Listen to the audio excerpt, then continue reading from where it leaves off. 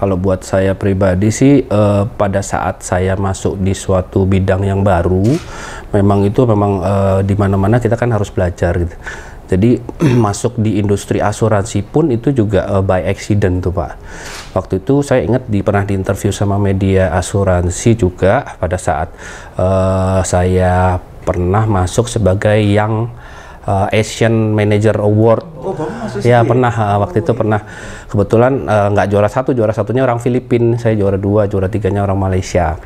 Nah kemudian di interview, di situ saya juga sampaikan bahwa masuk di industri itu juga by accident gitu. Waktu itu zaman kuliah itu saya kan pernah saya aktif hampir semua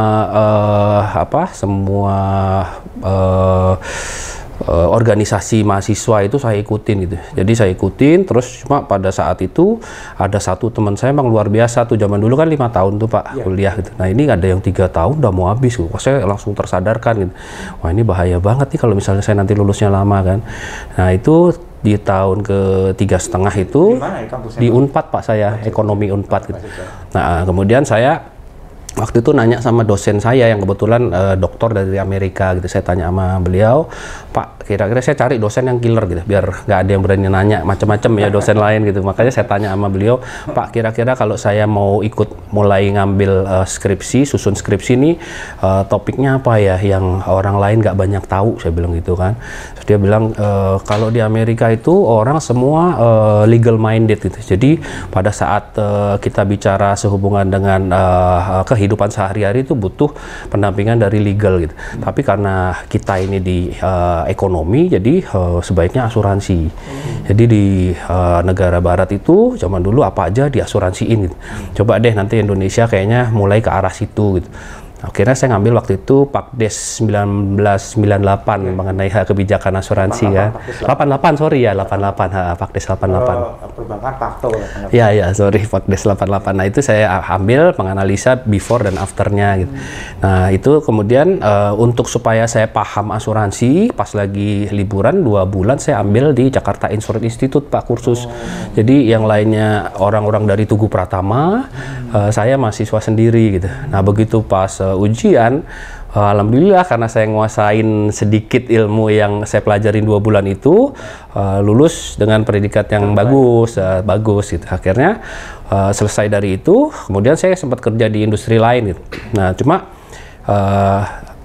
ada beberapa case yang kemudian membuat saya pada saat itu udah deh, saya coba ke Tugu Pratama, karena waktu itu penelitian saya salah satunya di Tugu Pratama. Masuk saya di Tugu Pratama, saya pikir cuma sebentar aja karena waktu itu saya bukan tipe orang yang kayaknya nggak mau kerja di asuransi lah gitu. Nah masuk situ saya ingat waktu itu Pak Asrori, VP SDM-nya bilang gitu, nanti kalau misalnya Anda masuk sini nih dari perusahaan asing masuk ke perusahaan Tugu Pratama nih, biasa 1 koper penuh diangkut sendiri, sekarang 1 koper kosong diangkut berempat loh gitu. Nggak apa-apa Pak, saya tolong dikompensate dengan training. Akhirnya masuk saya, emang relatively kok nggak seberat di perusahaan asing gitu. Tapi saya minta training terus gitu di lembaga pendidikan asuransi. Kemudian JCC-nya juga saya ambil lagi, Jakarta Insurance Institute-nya saya ambil lagi gitu.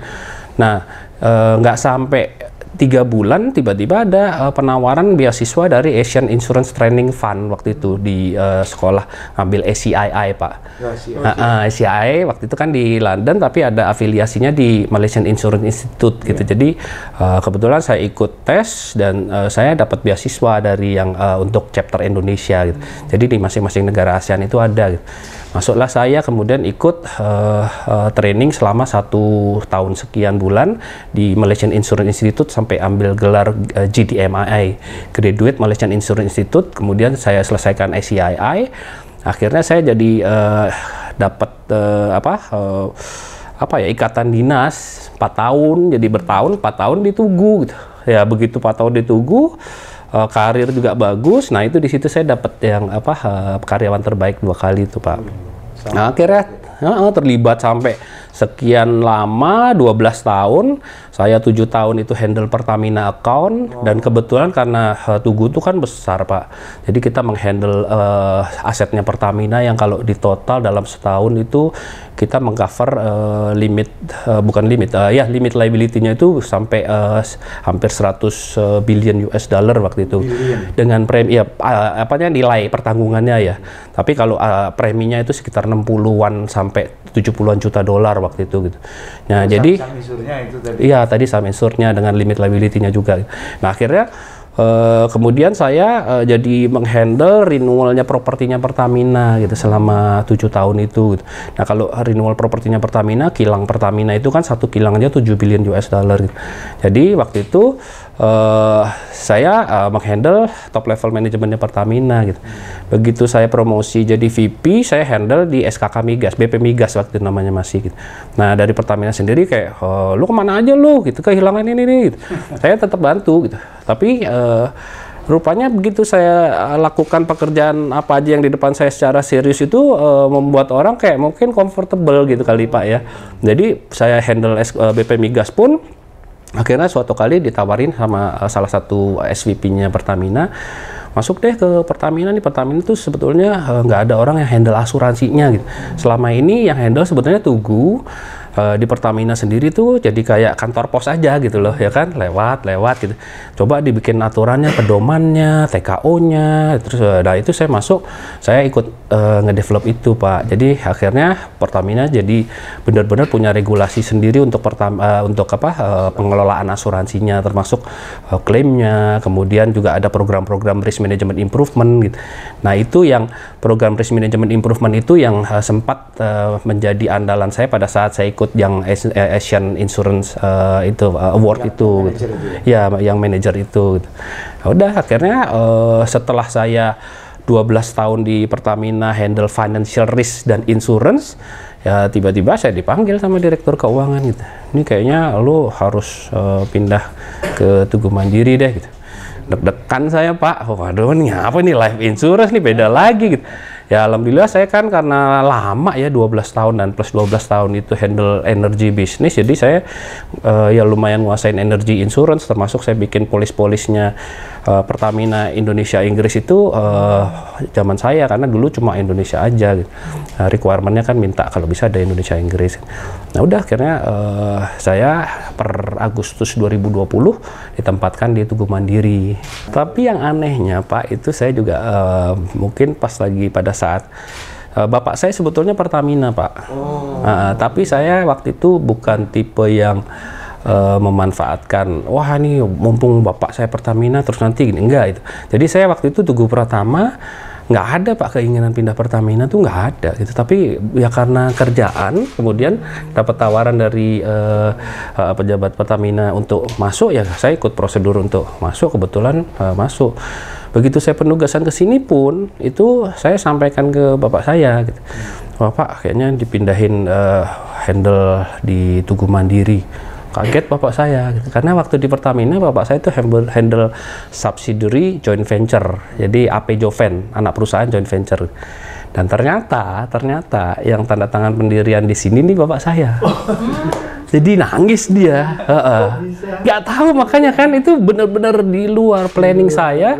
Dan kondisi Tugu Mandiri itu juga yang naik turun Pak waktu itu gitu. Nah itu makanya honestly sih, selain memang saya insya Allah kalau kerja saya nggak main duit lah Pak ya. Jadi begitu pas masuk sini pun juga saya punya tanggung jawab moral, karena bapak saya itu saya nggak pernah lupa nangis, tolong deh bantuin gitu. Itu kan menghandle dana pensiunnya Pertamina gitu. Saya selama pensiun ini udah bertahun-tahun nggak pernah uang pensiun tuh naik. Teman saya di perusahaan lain itu, di BUMN lain kok tiap tahun ada kenaikan, kita nggak ada gitu. Itu Pak, makanya saya punya niat untuk pelan-pelan ngebenahin, tapi ya kebetulan juga timnya juga pas udah enak gitu loh. Jadi pada saat masuk di suatu organisasi itu umumnya Pak, yang kita selalu concern adalah SDM. SDM-nya gitu. SDM-nya nih gimana gitu. Makanya pada saat saya ditugaskan di tempat sini nih, saya memang harus mapping orang yang bisa dipegang dulu. Nah, waktu sebelum masuk saya sempat tanya sama pemegang saham gitu, ada siapa aja di situ gitu. Dan kebetulan ada satu orang Pertamina yang ditugaskan bukan sebagai pengurus tapi sebagai komite.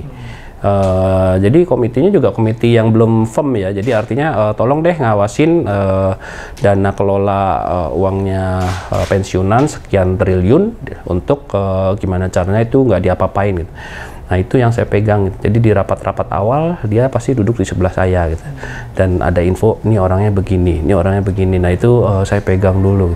Terus kemudian pada akhirnya sambil jalan ya begitu ada yang fraud ya kita berhentiin. Jadi di awal-awal itu kita sempat melakukan right sizing sekitar 70-an orang, Pak. 70-an orang, 60 sampai dari 214-an sehingga jadi 130-an gitu. Itu jadi intinya sih ada yang nggak kompeten, ada yang memang melakukan fraud gitu. Tapi juga ada yang mengundurkan diri sukarela, karena saya juga bilang nih kita nih lagi bersih-bersih gitu. Ini kapal kita ini akan coba bergerak cepat. Kalau yang kira-kira nggak sanggup atau punya tujuan lain, silahkan turun daripada nanti kapalnya oleng terus kalian yang tenggelam gitu. Jadi proses sih Pak gitu. Jadi sekarang pun juga masih nggak berhenti gitu. Jadi kalau misalnya masih jalan gitu. Tapi saya sih udah melihat pace dari teman-teman ini udah bener-bener udah mulai kelihatan arahnya gitu. Karena waktu pas kita masuk itu ternyata perusahaan ini tuh tadinya nggak punya KPI. Jadi nggak punya Pak. Iya, penilaian. Jadi 35 tahun berdiri itu jalan tanpa ada KPI, jadi penilaian berdasarkan ya suka nggak di like and dislike-nya dari bosnya gitu. Terus kemudian kita latih juga teman-teman tanggung jawab KPI ini juga harus related dengan RKAP yang ditetapkan bareng-bareng gitu. Nah, itu kita buat begitu. Jadi semua yang kita bikin bareng-bareng untuk target kita per tahunnya itu harus dimasukkan dalam KPI gitu. Nah, dulu-dulu enggak gitu. Makanya waktu Agustus gabung tahun 2020 kita sempat punya temporary KPI sampai Desember.